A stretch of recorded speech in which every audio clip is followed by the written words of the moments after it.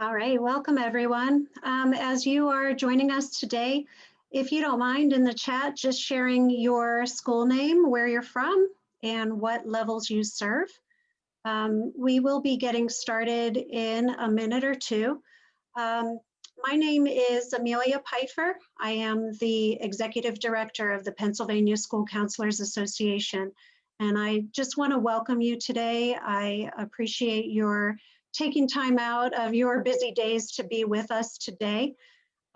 Also with me today is Jen Kirk. She is the president-elect of the Pennsylvania School Counselors Association. She's going to be my sidekick today, going through slides for me. She's also going to be monitoring the chat. So I wanted to let all of you know we have a lot of good information to share with you today. But if you have any questions that come up for you as we go through, either in the chat or in the Q&A, please drop your questions in there and we will be happy to address those as we go through our webinar.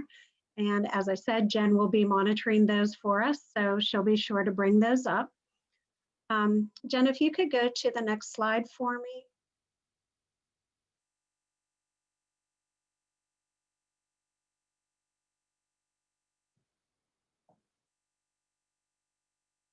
So I just wanted to remind all of you, or maybe you're unaware of this, but we developed a re-entry guide in association with the American School Psychologists Association of Pennsylvania.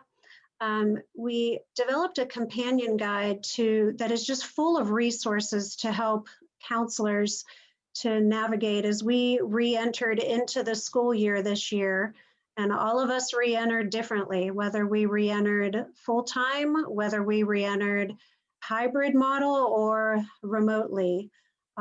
This guide was created to give you some resources to assist you to get back to school with our students who, you know, a lot of them, once we shut down last March, they haven't been back since. So this guide is available for you on our website. It's at paschoolcounselor.org/reentry, and it's available to you whether you are a member or not a member of Pennsylvania School Counselors Association. We just want to provide this for all of you because we know what a very difficult year this is for everyone.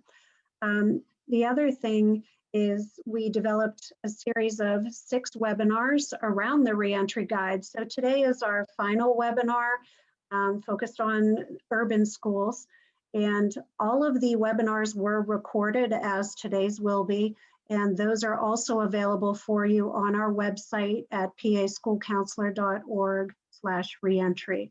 So if you enjoyed today's webinar, if you want some more of this professional development for you, you are welcome to go anytime to the website and watch those webinars. And there's also a bunch of resources that our presenters from those webinars shared with us and allowed us to share with you. So you'll be able to find those there as well. So again, thank you for being with us today. Now I'd like to introduce our main presenter for today. Her name is Dr. Lori Delale-O'Connor. She is with the Center for Urban Education at the University of Pittsburgh, where she's an assistant professor of education there. I'm sure Lori also does a bunch of other things there at Pitt. So Lori, if you wouldn't mind just sharing a little bit more about yourself, and then we can get into your presentation. Absolutely. Thank you, Amelia. And can you hear me okay now? Yes, we can hear you. Thank you. Wonderful. And I'm going to share my screen once I'm able to do that. Thank you. And while I'm getting that up, I will tell you a little bit more about what I do. So I am an assistant professor at the Center for Urban Education and also in our Education Foundations Organizations and Policy program, or not program. Now see, I'm doing share. It was too easy whenever we practiced. There we go. With the present. Okay, and I'm sure many of you out there watching have also had some of these fun experiences on Zoom, on many things as we're adapting to varying technologies. And so, as Amelia said, so I'm at the Center for Urban Education and at the School of Education at the University of Pittsburgh. Prior to that, I was an evaluator at a place called Child Trends in Washington, D.C. And then prior to that, prior to grad school, I was actually a high school teacher, social studies teacher in the Boston public system. So I am looking forward to talking with you, hearing questions from you today, hopefully sharing some things that might be useful. As Amelia said, the resources and the slides will be provided if they're of interest to you. But before we start our conversation, what I really wanted to do was just provide a framing and a little bit of a background on what we mean when we talk about urban or urbanized schools and urban or urbanized education, and what things we all probably are, or if we're not, we should be considering when we're thinking about doing work in those spaces, in particular as we're transitioning in various ways of re-entering or entering a lot of different modes of supporting students and their families. So I'm going to just draw from this work done by a colleague of mine, Rich Milner, who does work in urban education, to ask what is urban education? And I bet if we could all see each other, we might get to similar definitions, but we might be talking about different things. And what we find in research and in practice is there are a lot of different definitions for what is meant by urban education. And in particular, sometimes folks talk about population density, right? So I've shown some fabulous cities. I may be a little partial to the one on top because that's where I am, but across the state of Pennsylvania. And when we think about that urban, we may think of lots of large buildings and concentrations of people and business.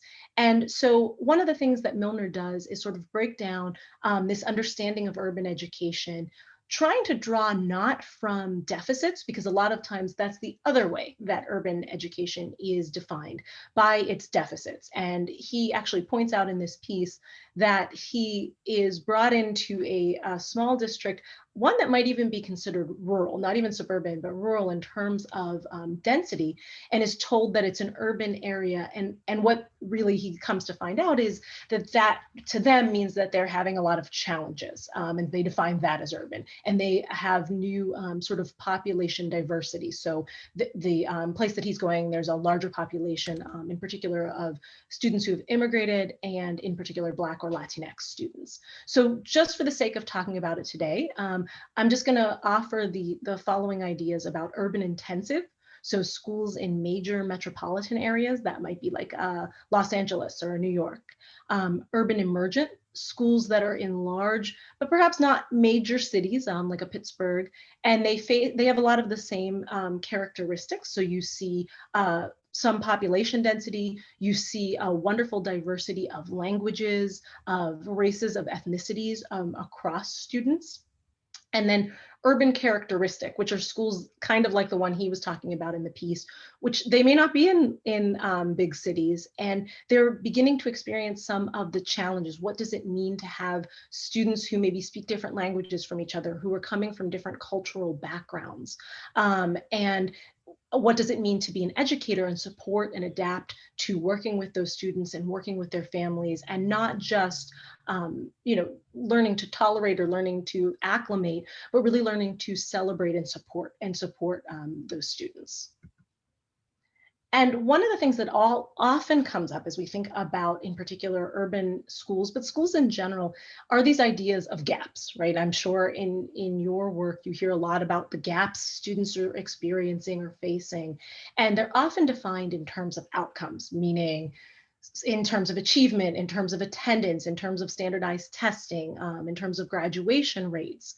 But what I really want to encourage us to do, drawing from work that Milner has done, Gloria Ladson-Billings has done, is to think about the opportunity gaps, the things that precede those that students maybe don't have access to, or their families don't have access to, that are leading to those gaps, so that the gaps aren't individualized and really blamed on sets of students, individual students and populations of students. And so what I'm talking about here is this understanding gaps in employment opportunities, in affordable housing, in healthcare, in nutrition, in quality childcare, in digital resources, which of course is particularly important right now, and in school funding, which many of you are facing, which leads to challenges in finding effective teachers, and keeping them, in finding and keeping effective leadership, in being able to access and put forward challenging curriculum, and in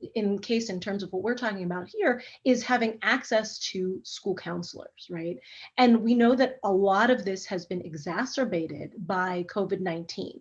And as we're thinking about that pandemic, one of the things that we talk about a lot at the Center for Urban Education and the School of Education more broadly is that, this pandemic is happening in the midst of a broader pandemic, if we can call it that. But, the racist origins of our country, as we're seeing them really coming to a head in many ways, as we're seeing state-sanctioned violence, in particular against Black and Brown people, as we're seeing that happen to the young people we work with, or seeing them respond to it because it's happening in their school building or in their city. And then, of course, they're expected to continue to learn and thrive when we know all of these gaps have long been here. Many of them rooted in issues of race and culture, and then they've been exacerbated in recent months. And so that's a lot of what I want to make sure that we're thinking about as we're thinking about things such as reentry for you and for your students. And so as we think about those challenges, again, I'm probably very much preaching to the choir here, things that you already know. In terms of challenges that we see in particular in urban and urbanized schools along race lines, the overrepresentation of students of color in special education, the underrepresentation of students of color in gifted education or with access to challenging curricula, disproportionate expulsion and suspension rates, in particular of Black and Latinx students, and then this broader belief that the blame rests with the students or their culture rather than the way policies and procedures are set up. And then in terms of class or socioeconomic status, challenges that we see in particular in urban schools, but are not exclusive to urban schools, that nearly 30% of schools come from families that are living in poverty, as defined, by the U.S. Census. In nearly 70% of urban schools, more than half of the students are free or reduced price eligible. And then those things lead to the disparities that we're seeing. And so from my perspective, what I care very deeply about in my work is what would it look like to have spaces, equitable spaces, just spaces, spaces that are anti-racist in terms of their counseling, their teaching, and their leadership. And what I really see that as being is a space that disrupts the inequalities that lead to those gaps that I was talking about earlier. Engaging in this work, not just so it doesn't just become the work of folks that are working with Black and Brown students, but that it happens across spaces, and that on a broader level, we're supporting educators, we're supporting families, we're supporting young people to challenge these racist policies and to challenge inequitable spaces. And so what that looks like, at least from my perspective, is really thinking about the ways schools, families, and communities connect, right, with young people at the center. And so from a contextual perspective, thinking about communities, we know that all communities have resources that contribute to children's learning. But as I mentioned, in terms of thinking about those gaps, they have unequal access to healthcare and employment, housing, and the environment, right? A healthful environment with clean water and clean air that impacts young people's preparedness.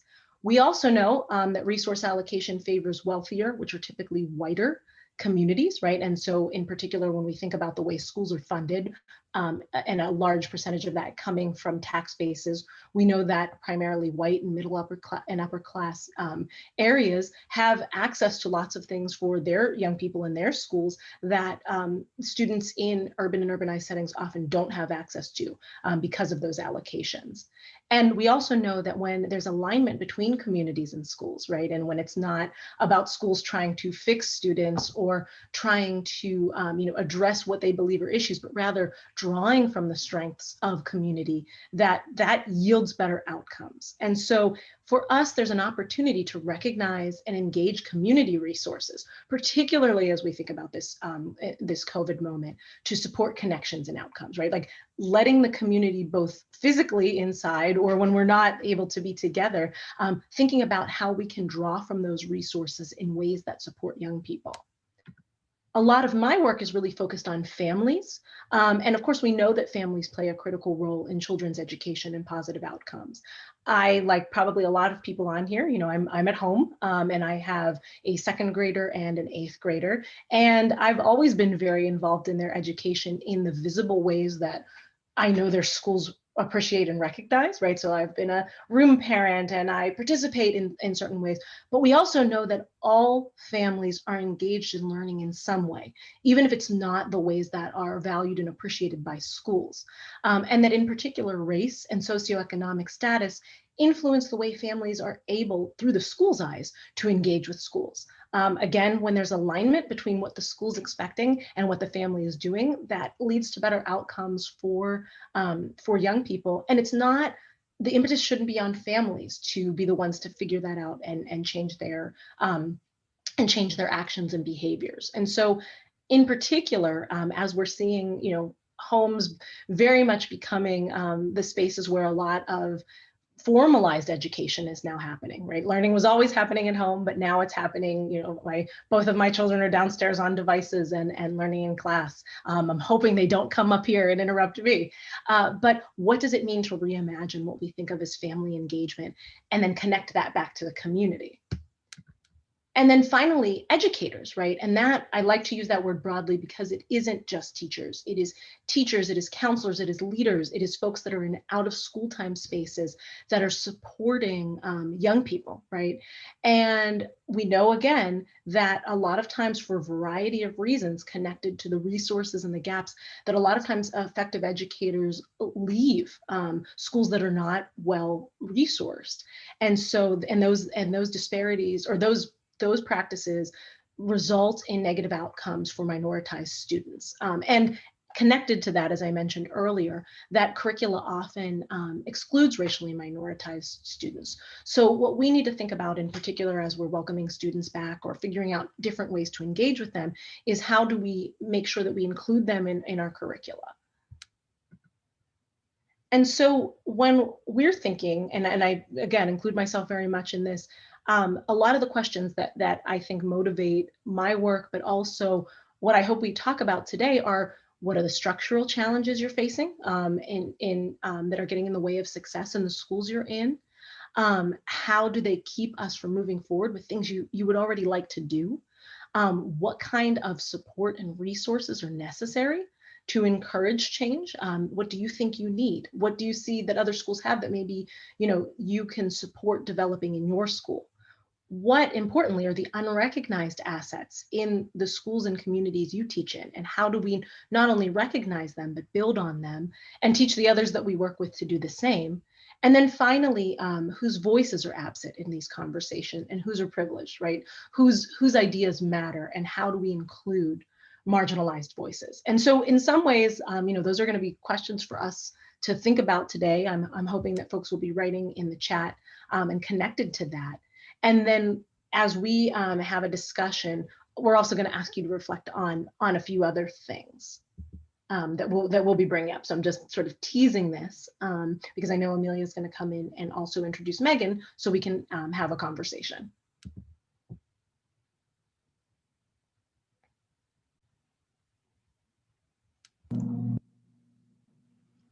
Okay,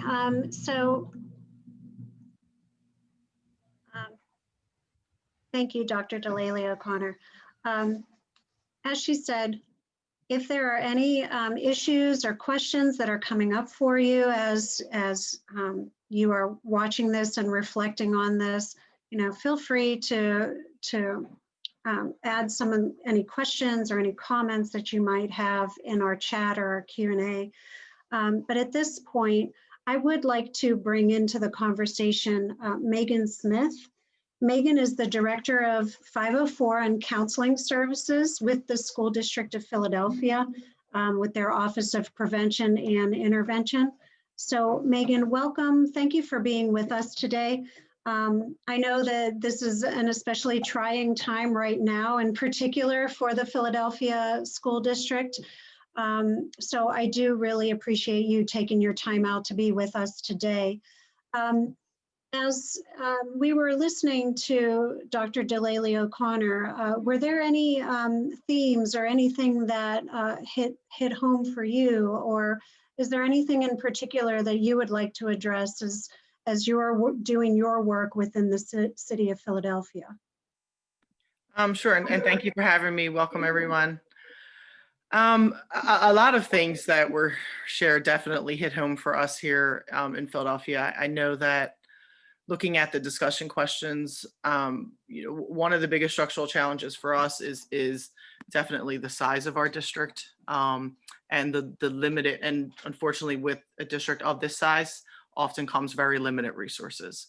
And one of the things that we have been fighting for a very long time are the increase in counselors. There were a time where we did not even have one counselor for every school, which was not that long ago. So we are fortunate that, we are at the point now that we do have a counselor in every school, but it is not enough, and we certainly need more. So that is definitely some work that we're doing on our end.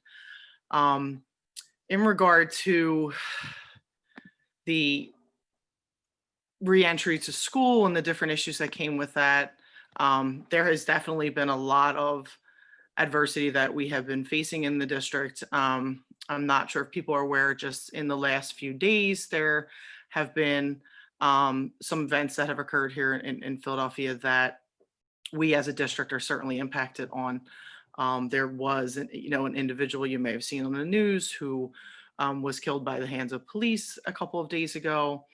So there has been a lot of unrest throughout the city. We have some students who are members of that individual's family that are in our district schools.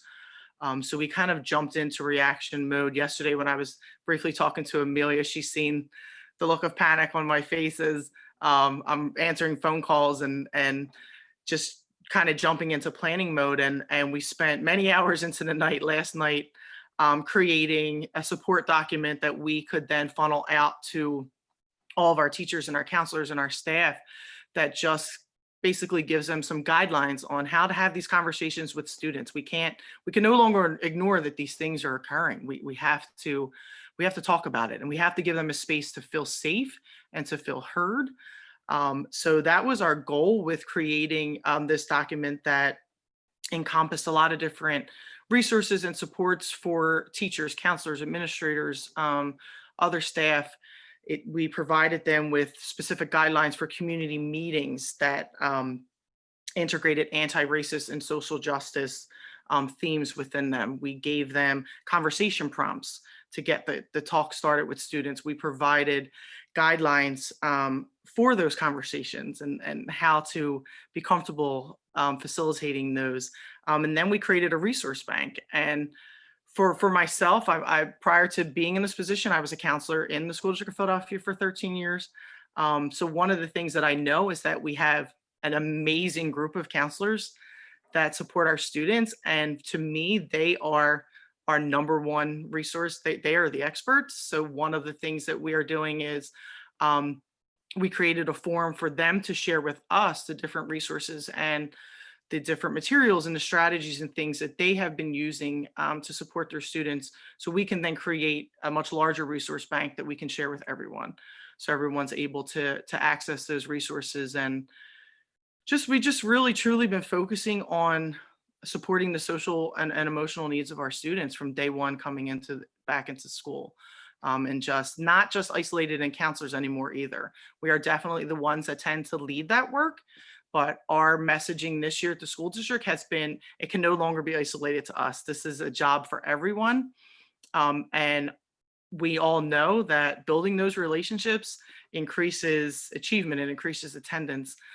So that's been a huge push for us. We have a plan that was created. It's called Healing Together, that again includes some of the components that I've already mentioned, but with the main focus on schools are now required to hold those community meetings, have those conversations with your students, build those relationships. This is something I know as a counselor that I was fighting for years, to get, into the schools that I worked on. And now it's a district initiative. Now schools are required to block out that 30 minutes and have those conversations with kids. So there's a lot of exciting things. There's so much more work that needs to be done. But I do feel positive that we are heading in the right direction. Oh, that is so wonderful to hear. A lot of times, and this is something that I struggle with as well, just how do you start those courageous conversations? That's what we call them, courageous, because they're not easy to have. Correct. So how do you start them? How do you feel comfortable facilitating them? So I am really impressed that you were able to pull together just prompts to start those conversations. I'm almost wondering, and I'm sure a lot of people on this webinar today are wondering if you would be willing to share some of those. Absolutely, I will certainly share. And what we're actually working on, that I'm working on, it's going to be my project for tonight. We actually want to also create some child-friendly documents that will show them how to start those conversations. Oh, wow. Like, who do I go to? And just listing folks.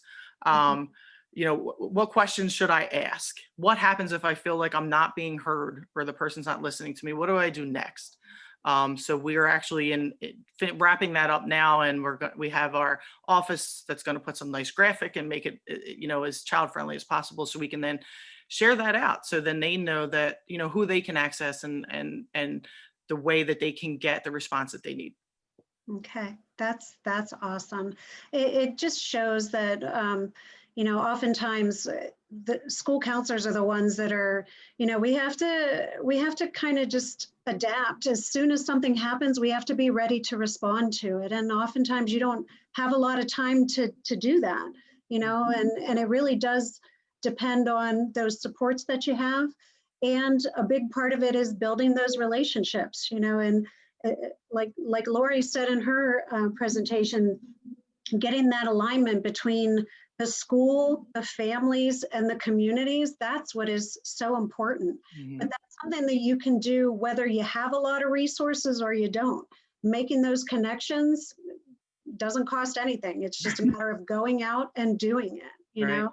And as school counselors, that's what we are really taught to do. We're taught to collaborate, and we're supposed to have advisory council meetings where we bring in people from all the different stakeholder groups to have these conversations about how do we establish those relationships to make the connections between what we're doing here in school and what's going on out in your community. And how do we pull in those resources from that community into the school to make it relevant? Otherwise it's not relevant what we're doing. So I really appreciate that example that you gave. Unfortunately, like I said, it's something that we all have to deal with, and sometimes we just have to jump into action without a whole lot of notice, just going in. So yeah, I appreciate that you would be willing to share those with us as well. So we absolutely. Because that is something that a lot of us are looking for, especially in this time that we're going through right now. So I appreciate that. I was wondering too, I didn't know if you wanted to mention anything. I know you said you were a counselor in the Philadelphia School District, Mm-hmm. and you've moved into this position. So you have that unique perspective, which is great. So as you've come into this new position now this year, was there any particular initiative that you wanted to work on with your counselors? Because I know you mentioned that, you wanted to encourage them having those conversations, having the community meetings. Was there anything else that you particularly wanted to work on? I think what's been my focus and what's been most important for me in regard to our counselors is that they're heard and that they're part of the process. That a lot of times as a counselor, a lot of decisions are made and a lot of policies are created, and pushed down, top down. Mhm. And one of the complaints, even when I was a counselor, was that why are we not consulted? We're the experts. We're the ones that are in the schools, and we're the ones supporting the kids every day. Yeah. So I've tried to be very conscious of that. I've been trying to establish post-secondary committees that the counselors can be a part of. So they're actually collaborating with our post-secondary career and college readiness office. So they're part of those decisions that are getting made. We're creating opportunities for counselors to just meet informally and collaborate and just share ideas. We did it very briefly at the beginning of the school year during one of our PD sessions, and it was so successful. Counselors just loved it, and their feedback was, we just loved having that time to just share resources and share strategies, because so much of the time that they are given together is so planned out, and they have very little input on what occurs during those times. So that's my goal, is just getting them to see just how amazing they are, and all of the wonderful things that they're doing. I know this is such a hard time, and I know there's so many days that they feel like they're drowning, and that they're really not having an impact on our students, but they are, and they're doing so many wonderful things. So that was probably my biggest focus, was to get that counselor voice heard, and to just really bring back recognition to their role and all of the amazing things that they do. The position that I'm in, there hasn't been someone in this role of directly supporting counselors in the Philadelphia School District, and I want to say, I think it's about 9 or 10 years.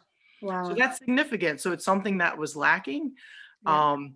And I was very excited as a counselor to be the one that was fortunate to get into this position. It's tough some days, but for the most part, I love it, because I know the things that they're dealing with. I know how hard the job is, and I just want them to get the recognition and the respect that they deserve.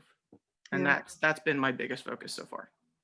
Well, you must be doing a really good job, because in the chat, you're getting a bunch of compliments about how awesome you are. So that's great, because you lived it. You walked in our shoes, so you know what we need and what works for us. So that's awesome that you're doing that. They're very lucky that they got you, and I'm glad that the district had the foresight to think, oh, we really do need this position. We need to bring this back.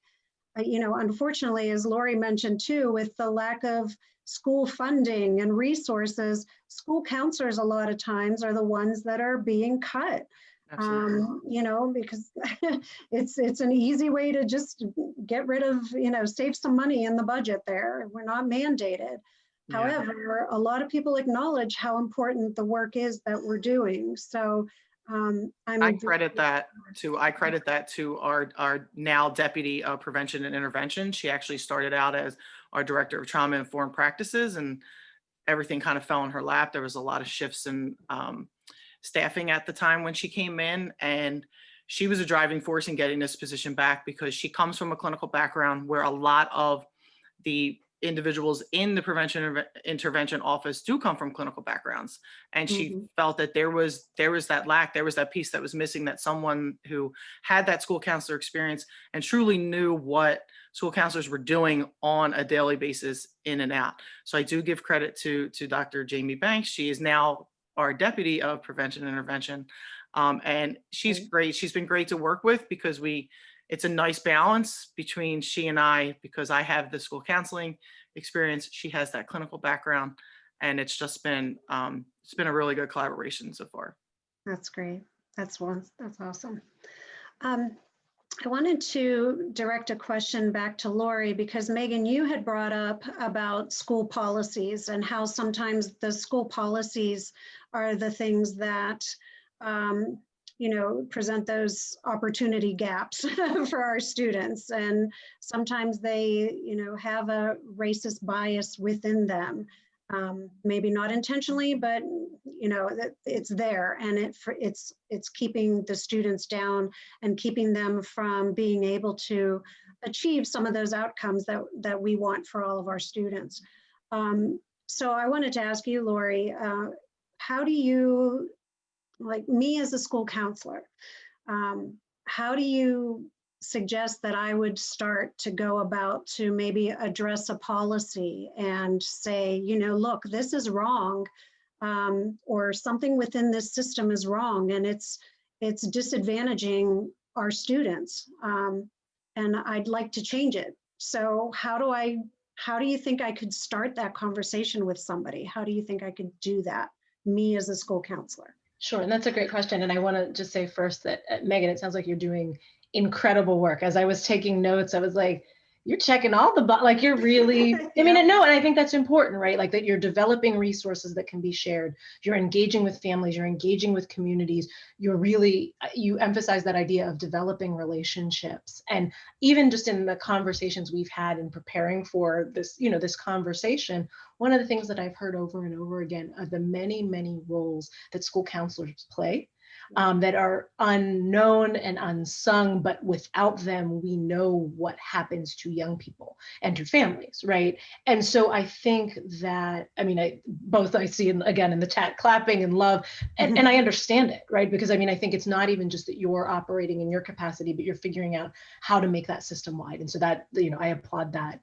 And I think that that's part of my answer as well, because I hear from educators across the board, so from school counselors, from teachers, from, you know, from sometimes assistant principals, hearing about how you might have a concern and some of what you need to do, but you also like your job. Right. And so let's be realistic about that as well, because we are all, you know, folks who need to feed our own families, and we do, you know, go home at night and all of those things. And so sometimes raising those issues, like I'm always the first in our school, I'm like, bring it up, let's burn it down, let's do that. But I also know that's not realistic, right? And so you know your context best. You may have a principal or even a superintendent that's like, yes, this is already what I'm thinking about, so bring that up to me when you recognize it. And if that's the case, then more power to you, right? Like I really think you should work to recognize those policies.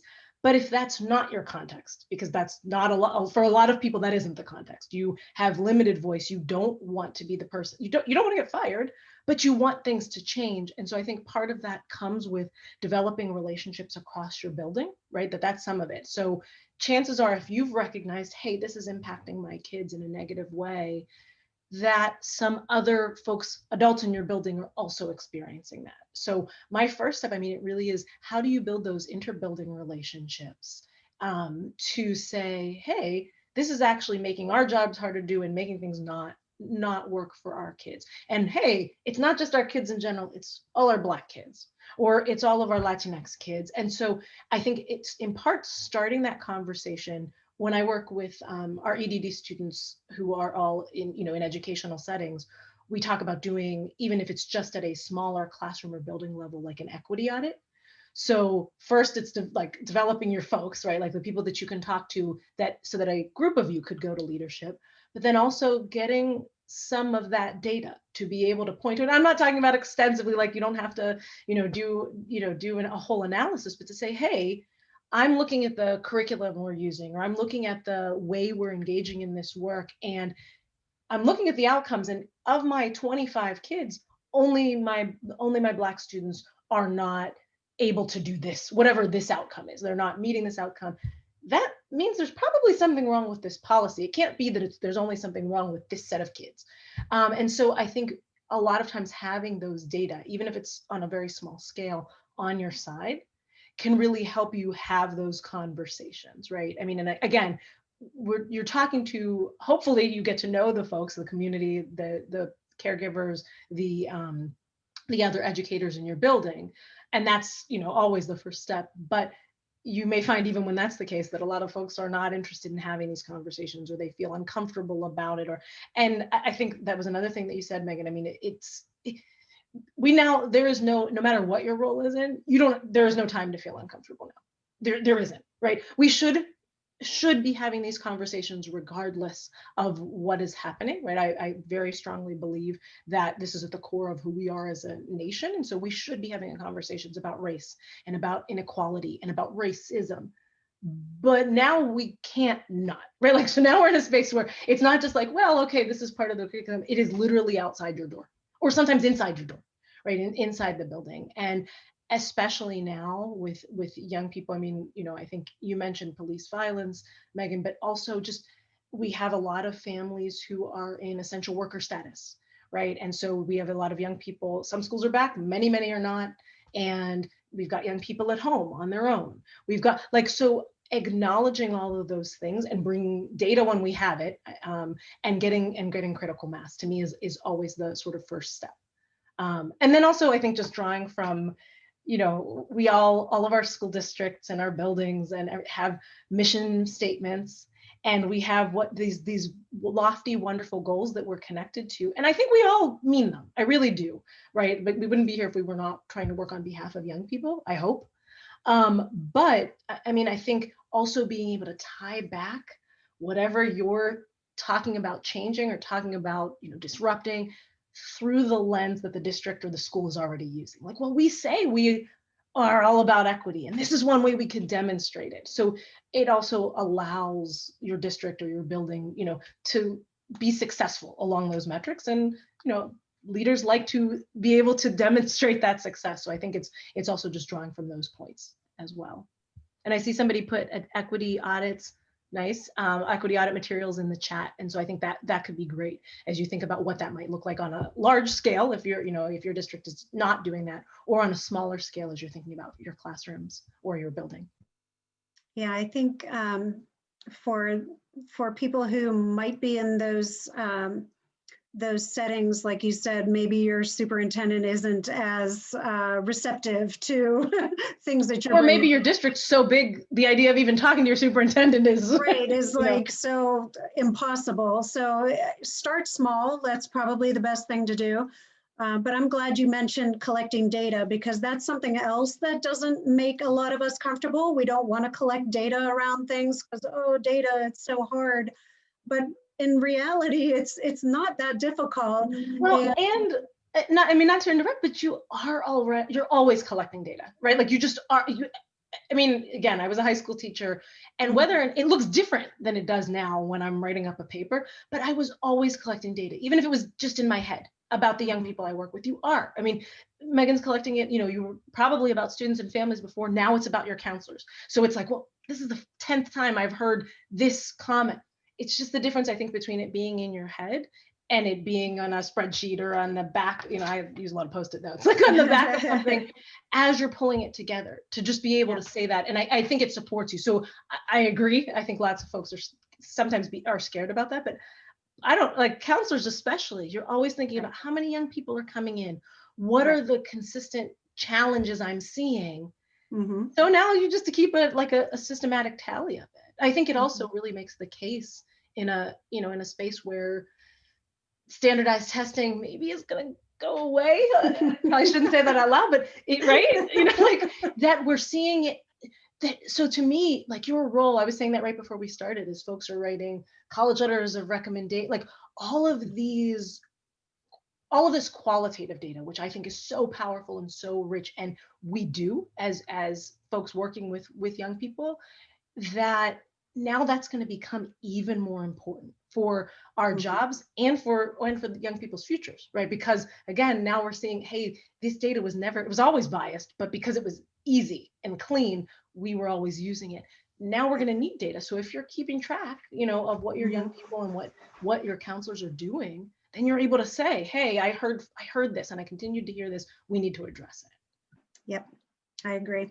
Because those anecdotal stories, they're good, you know, and they definitely, if they elicit some feeling from people, some emotion, then they are impactful.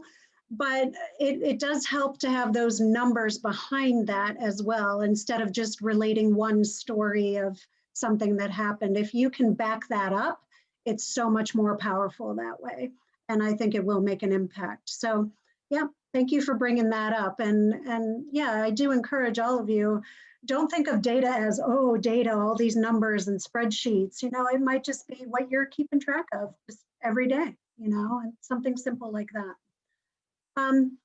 Another thing I wanted to bring up, because Megan, you actually talked about this, was social emotional learning, and how, you know, it's always thought of, oh, well, that's the counselor's realm. That's what you guys do. And I'll just refer a kid over to you, you know.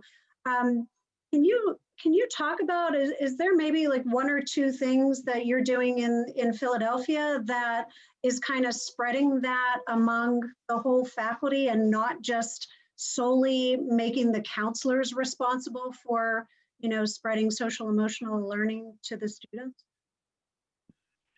So there was a collaboration between a variety of various offices, including ours, the Office of Prevention and Intervention, where they actually developed content through this Healing Together plan. So the Healing Together plan had various components, and one of them, like I said, was a community meeting component.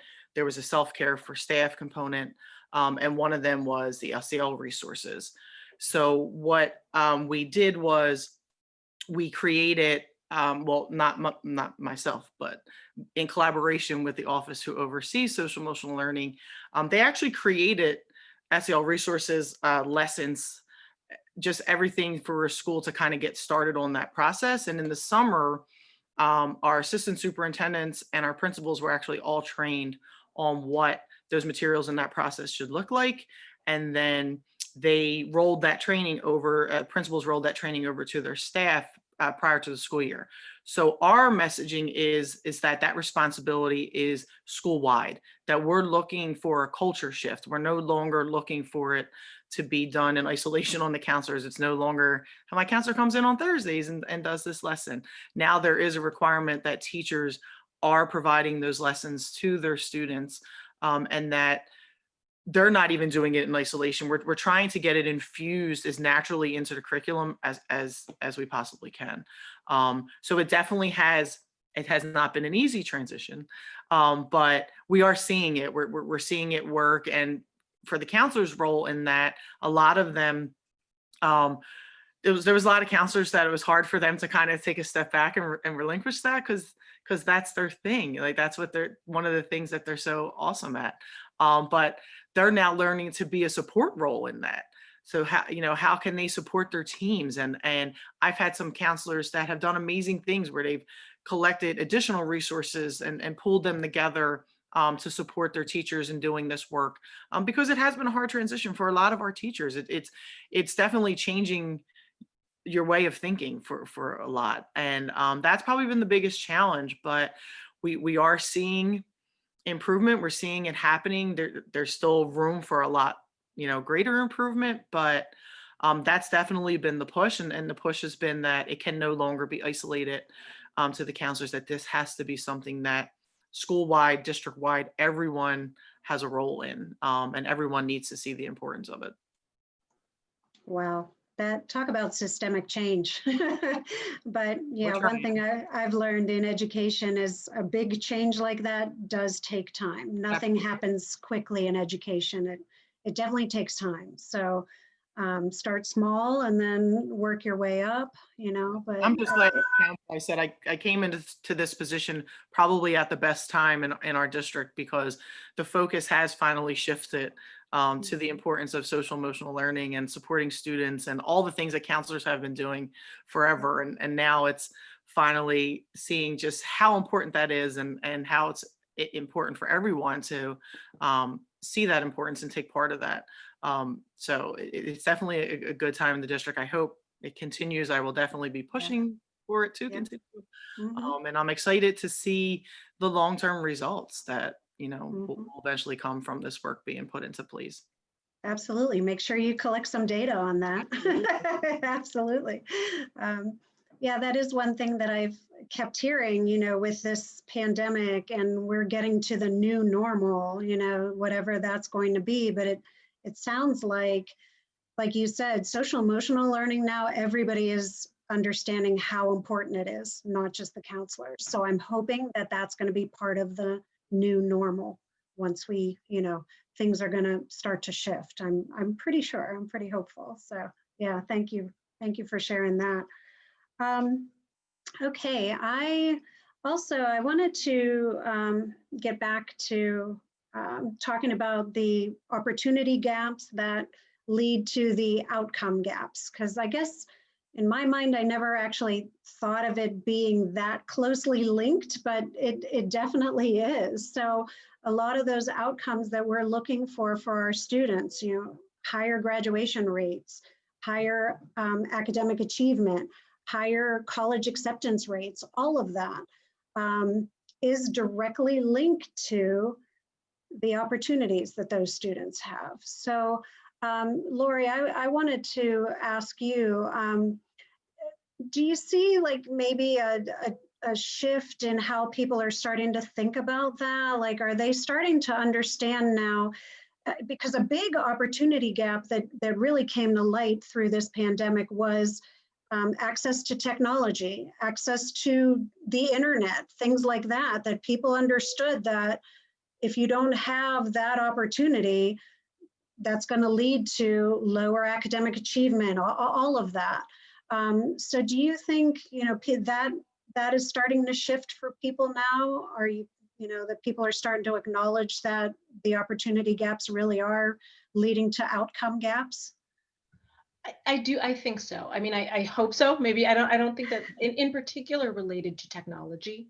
I think that there's, it's just been so omnipresent since March, right? Like just talking about the differences across districts, particularly right as we think about Pennsylvania and the way schools are funded, or districts are funded. When you think about like some districts were, the announcement went out, some districts were able to pivot, and their young people were back online, within a week. I mean, and that really is, the case. And then we're in Pittsburgh, and our district, the Pittsburgh Public District really, really was challenged in part because, I know part of the response was equity across the schools, and there's a lot of variability. I'm sure you see the same thing, Megan, from school to school within the district, right? And that's also something that comes up when we think about urban education. And some of the schools operate, some of our magnet schools, it looks very, very different than some of the neighborhood schools. And so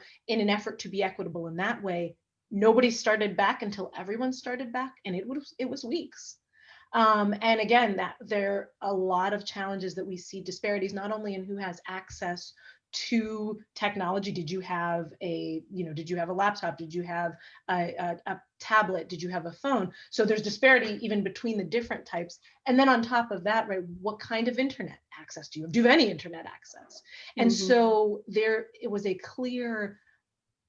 clear disparities that came to light. There was a clear lack of preparation across certain spaces, and other spaces, like I said, particularly well-resourced suburban districts were able to pivot almost immediately. And I do think that folks are recognizing that. I'm interested, as somebody who's in higher education, in how that ultimately plays out, though. Right, and in terms of, so what does it mean for us? So we acknowledge it. So I think more people are acknowledging these opportunity gaps. Great, and now it's not on individual students, because that's the reason we really want to shift away from outcome gaps, because outcome gaps, even though you might talk about the population of a school or of a district, they really place blame on individuals, blame that should not be theirs, right? Because some of these gaps, yes, there's a technology gap, but the same young people that are facing a technology gap also had a healthcare gap and an employment gap for their caregiver. Like all the gaps they connect and reinforce and exacerbate each other. Right? Because again, the same young people who didn't have access to a device, except maybe when their parents were home or whoever was caring for them, their caregivers were also the ones who were more likely to be essential workers, right? So it compounds. So I appreciate, I think, more that there is this acknowledgement, but there's still this challenge on what we're going to do about it. Because again, while we see, and I'll use Pittsburgh as the example, now saying, okay, now we're to the point where we think we have a device for every student, and they're working to get internet for everyone and making sure that everyone has internet.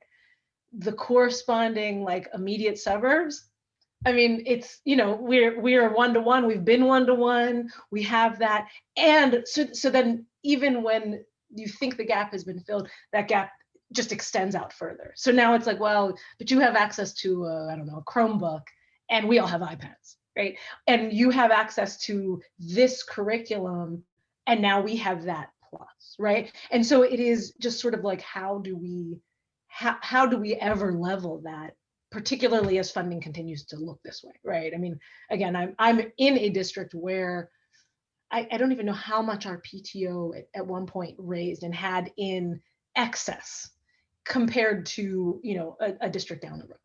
And so like, how are those, like, so we can recognize them, but what are we actually doing to address them is, you know, becomes the bigger issue. And again, I think I put some of the onus on higher education because they're the ones who then ultimately evaluate this. Well, okay, like, yay, you achieved all the things, but you started off with all the things too. So it's no wonder, right? And so how do we acknowledge, not only acknowledge those opportunity gaps, but build them into the way we're evaluating young people? Right, absolutely. All right. Well, we're getting down to the end here. I know that at the end of your presentation, Lori, you had some self-reflection questions there. I didn't know if you wanted to share those out, or the other thing. Okay, there we go. Perfect. What I wanted to just let everyone know, again, this PowerPoint is going to be included as part of the resources that are going to be shared with you on that PA School Counselor / reentry page. So I do encourage you to go back and you can look at this PowerPoint anytime. But as you leave here today, I do want you to think about these reflection questions that Lori has posed to all of us. In what ways does discussion align with the work that you're already doing? So think about, you know, what we've talked about today, and is this, you know, is this what you're doing? Are you all aboard, or are you thinking, maybe there are some things I need to change? You know, maybe I do need to start collecting some data, you know, something like that. How does this discussion encourage you to rethink what you were doing? And how does this discussion connect with what you were planning for reentry? So I think, you know, the more we reflect on these things, the more that, you know, we can increase those outcomes for our students, and hopefully even try to increase some of those opportunities for our students if we start to get down to the systemic level, as Megan has done in the School District of Philadelphia, for sure. And I just wanted to share one last thing, because it's the last slide. So as folks are looking at it, Please. I wanted to include a few resources as you're thinking about just some really amazing texts, particularly as you're thinking about, if you're thinking about that in particular, not just work, but anti-racist work. Bettina Love's book is phenomenal, and We Want to Do More Than Survive. I also want to point out the web resources we have at the University of Pittsburgh School of Ed. We've started over the past few months an Ed Justice Collective, and that is open to everybody. So there are lots of free resources that we're continuing to build on there that I would encourage you, you know, some speakers, some other different things that you might be able to draw from if it's useful to you. Or, you know, as you think about starting some of these conversations, maybe you don't want to be the one to start them because you're not sure what to say. You can draw on texts like we often do with young people, like, here, read this. Or even like, hey, have you seen this? What do you think? I'd love to talk about it. So that might be another way to start conversations in your spaces.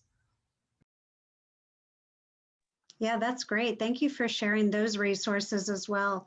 I'm hoping that everyone who joined us today has found this webinar you know, helpful for them, and hopefully it'll point you to some places where, if you are looking for more information and more resources, hopefully we were able to provide that for you today.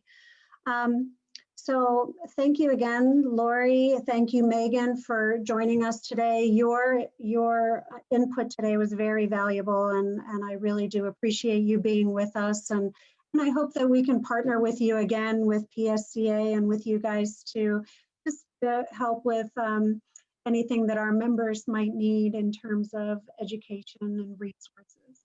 So thank you again for joining us. Thank you so much. The last thing I want to do, I do want to let you guys know that we are kind of literally continuing the conversation. I'm going to share my screen, hopefully here. Let me see here.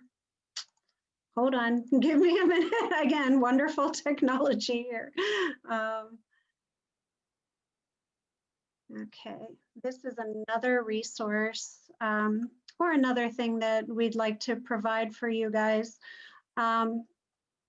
So coming up on November 12th at 7 o'clock, we're going to try an evening webinar. We've had morning webinars, we've had afternoon at this time. So now we're going to try an evening webinar. This is Thursday, November 12th at 7 o'clock. We are starting a racism, diversity, and inclusion series. So this first one is literally called Starting the Conversation. It will be a round table with 5 prominent members in the education field, all representative of different races, who are going to come to the table and just start the conversation. So I do encourage you, if you are available, if you want to spend an evening with us, it'll only be an hour long, to join us that night. And then we're going to continue that conversation in our conference that's coming up on December 3rd and 4th. It's a virtual conference, and I do encourage you to register if you have not yet. And in that conference, one of our roundtable participants, she's going to present a how to become a culturally competent counselor workshop at the conference. And then we will follow up with, after the conference, actually developing an action plan that you can develop for your district and take back to your district and to your schools, and an action plan for you to maybe start a courageous conversation, to do some of the things that Megan is encouraging with her counselors in the school district of Philadelphia. So again, I want to thank all of you for being with us today. And please, if you need to go back and rewatch this again, just go to paschoolcounselor.org/reentry, and this will be available there for you. So thanks again.